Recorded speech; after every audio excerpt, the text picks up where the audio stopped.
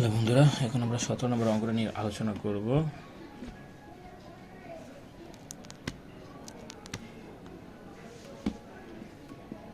অ্যান্সারটা লিখব, ঠিক আছে? এখানে কীভাবে লিখবো সেটা দেখো। 10 প্লাস 6 স্কোয়ার। চলো, 10 মানে কি সাইন বাই কস, আর 6 মানে 1 বাই কস, আর উপরে স্কোয়ার আছে তো স্কোয়ার দিলাম, ঠিক আছে?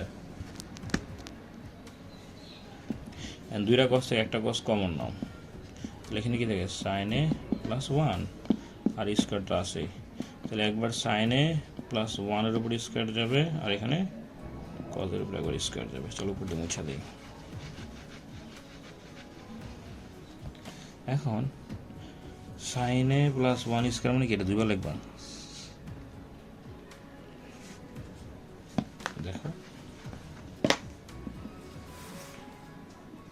সাইন এ প্লাস 1 সাইন এ প্লাস 1 আর কোসেক স্কোয়ার মানে কি 1 মাইনাস সাইন স্কোয়ার। 1 মানে 1 স্কোয়ার লেখা যায়, ঠিক আছে?